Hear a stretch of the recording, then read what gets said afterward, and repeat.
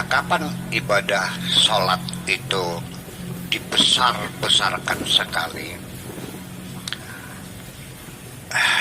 Sejak zaman Daulah Umayyah, setelah Khulafaur Rasyidin selesai, mungkin ada tujuan untuk mengalihkan perhatian masyarakat terhadap pemerintahan supaya untuk menjaga kondusivitas. Sampai-sampai ya banyak hadisnya juga tahu bahwa sholat itu sebagai salah satu rukun rukun Islam ya, syahadat, sholat, zakat, puasa, haji.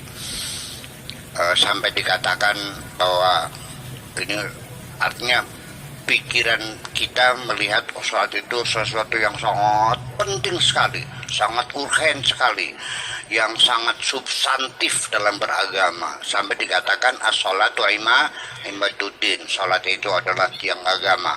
Faman aqamaha faqad aqamaddin, barang siapa yang mendirikan sholat berarti mendirikan agama. Wa man tarakaha faqad hadamaddin, barang siapa yang mendirikan sholat berarti menghancurkan agama. Terus ada lagi hadis banyak banget ya, sampai hadis mengatakan inna awwala ma yuhasabu bil mar'u yaumal qiyamah as-salat. Nanti amalan-amalan yang pertama-tama dihisab di akhirat adalah sholat kamu. Ya. Barang siapa yang tidak sholat, semua amalnya, kebaikannya tidak diterima Tuhan, dan banyak sekali lah. Dan bahkan di kajian kitab fikih itu hampir 30% habis membahas sholat.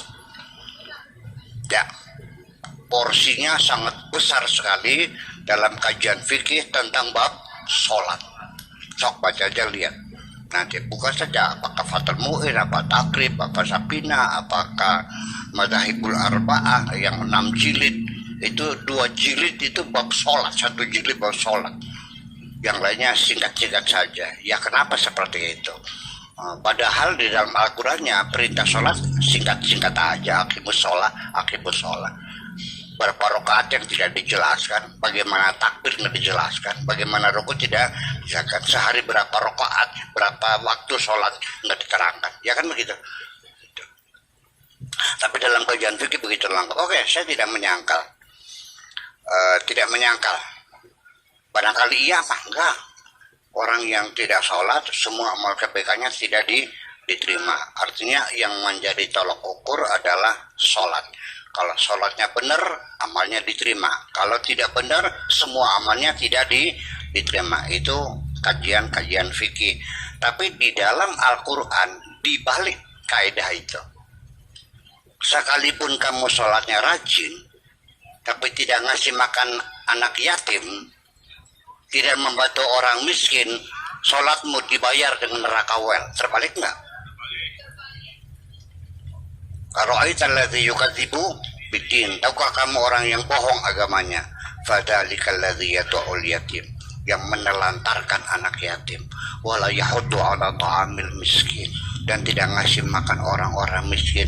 Fawailul lil, biar sholatnya rajin, dibayarnya pakai well. Jadi yang mana yang penting? Nah, itulah persoalannya.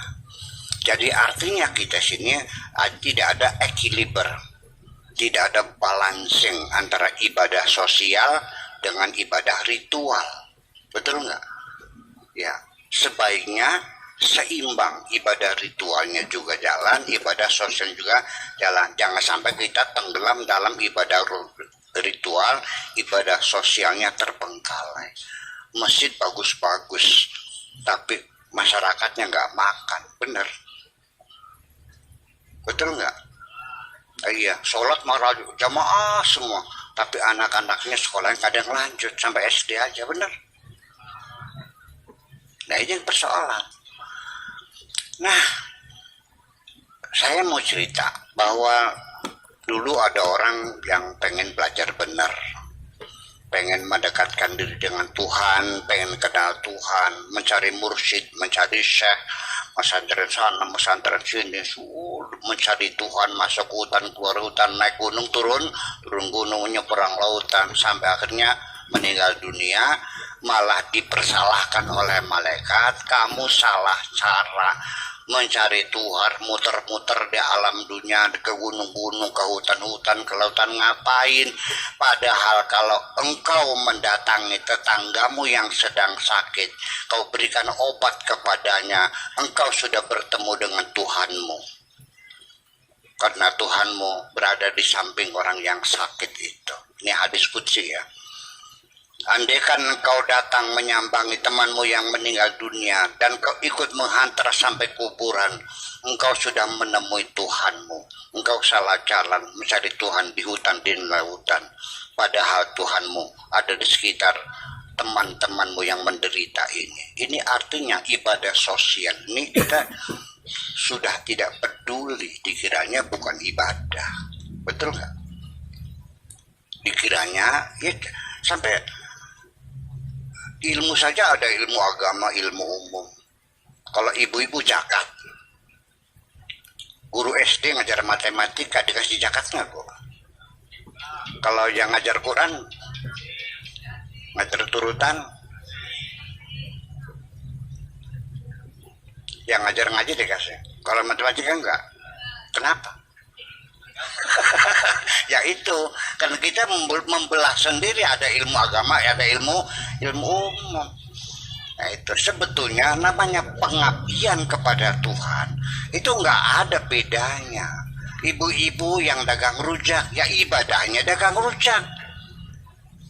Yang jadi bupati, ya ibadahnya jadi bupati. Yang jadi guru, ya ibadahnya jadi guru. Jangan salah paham, jangan dikiranya karena saya lupa kiai mahal di surga. Surga dari mana? Ini juga profesi saya, kerja saya untuk mengabdi kepada Allah, memberikan penjelasan. Nanti ketika saya menjelaskan, ada yang pro, ada yang kontra, ya wajar.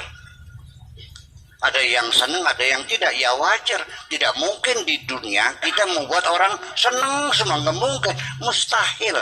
Kalau kamu bertujuan ingin menyenangkan semua orang, saya tetapkan sejak awal kamu pasti gagal.